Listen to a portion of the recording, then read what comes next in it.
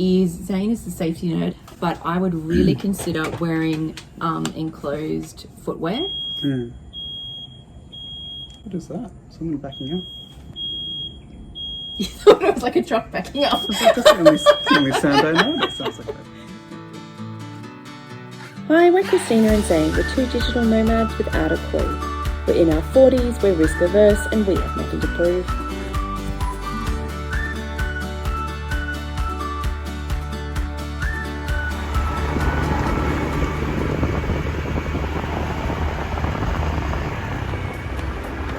So my history of riding here was I actually began by getting my license at home first. The reason I did that is because I'm elderly and I was worried about my insurance, and I thought if something happens, my insurance isn't going to cover me if I'm riding here unlicensed. However, this is very much an old person's way of thinking, and there are plenty of unlicensed riders here who are just giving it a crack.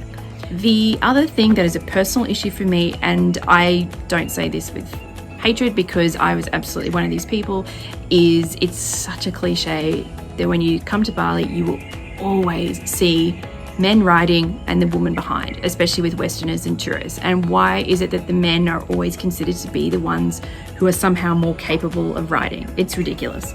So just having that general sense of independence and accepting that of course I can do this was super important to me, and I just...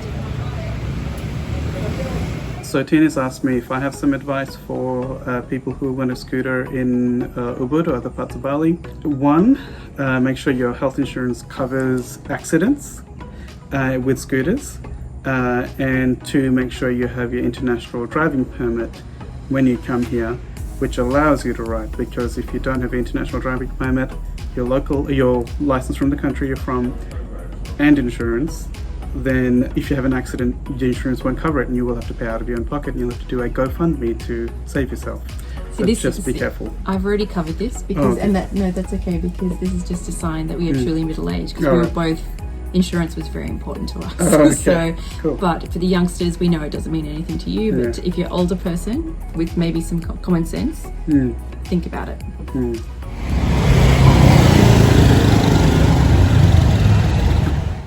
So this was Zane's advice to me, and it genuinely was helpful, which I did not see coming, but it was.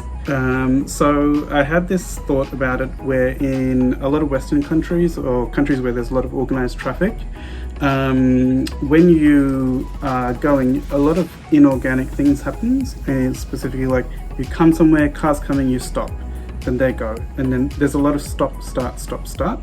What we've realized is in Bali, and I guess countries like this, the traffic is organic. It just flows like water downhill. And this is a constant thing where everybody here seems to know that you're always flowing. You're never stopping. It's rare. So yeah, go with the flow. It's such a good hippy-dippy way It of saying sounds super hippy-dippy, but it's actually accurate. But when I'm riding on my scooter, I think about the flow all the time, and I think about people behind me and in front of me. And I've never actually liked the phrase "go with the flow" until I got here. Yeah, because thanks to you, so I'm very appreciative. Yeah, no worries. Because I kept annoying the locals, I think, by constantly stopping and waiting for somebody to go. It's like they're like, stop doing that. Just go with the flow, because you're blocking everybody else. You're wrecking the system. Basically.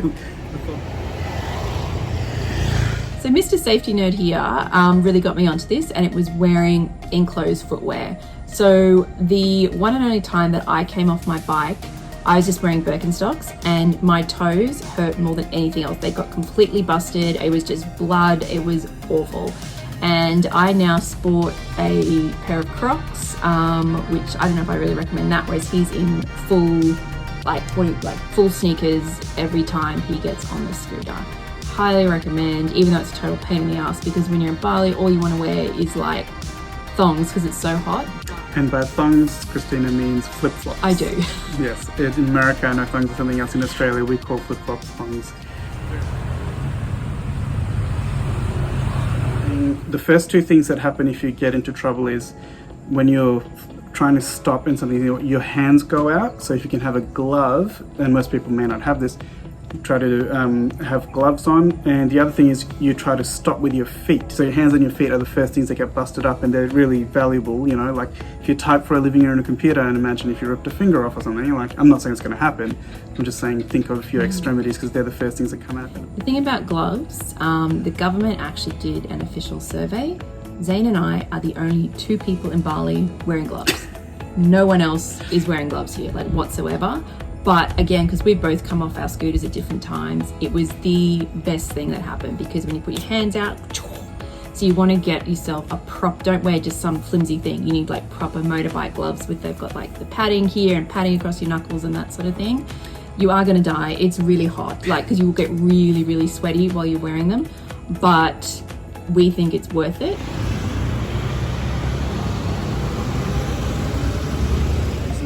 But the great thing about Tina is she's not prone to overconfidence with the bike, which a lot of young guys in particular do. I must admit, I usually try and steer clear of young men in their 20s, often with their top off, who are clearly Westerners or, you know, here as sort of tourists. They're the ones who are more likely to take a risk. Locals are no problem whatsoever. I have no problem getting close to the locals because they know exactly what they're doing. But when I see a young man just speeding along, I'm like, I'll let you go around, pal, because I don't want to be anywhere near you. Often they're not wearing a helmet, and that means that they're not, or a shirt, and that means they're not taking their safety seriously. So why would they take mine? So obviously there are plenty of responsible young men in their 20s here who are riding cautiously. Of course they're here, but there are also plenty of dickheads, and I would just be giving them a wide berth. Don't get too close. Locals, no worries. Actually, that's another piece of advice that I would give is the type of scooters that we've had this whole time have been either a Honda Vario or a Scoopy. And if you're a beginner, that's plenty. That is all you need.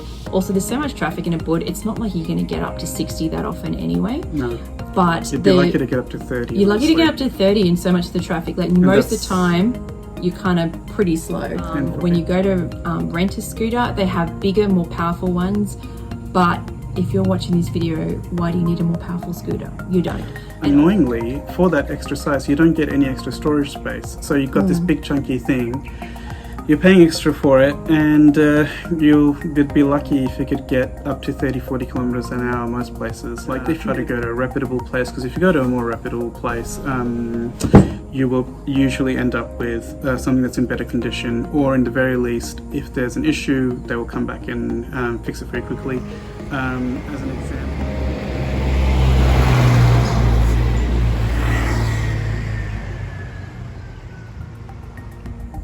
Another recommendation, especially if you are an idiot, is I would really recommend that you go to a lesson. I know in Ubud they actually do run classes, so if you've never been on one before, they will actually take you aside and say, this is how you turn it on, this is how you do a U-turn, and actually take you through it step by step. And I imagine you'd be learning with everyone else who's in the exact same position as you. We both learnt in Australia, so we didn't need to do this, but if I hadn't, I definitely would have done this with it. I feel like so much of riding in Bali is about vibes. It's like you're sort of sensing someone's coming at me, maybe I'll give way, maybe they'll give way, I don't know. And you have to have the confidence to feel like when they're giving you the look of like, yep, you're ahead of me, you have to go. And I imagine if you go and do a class, I think that would really help build your confidence. And then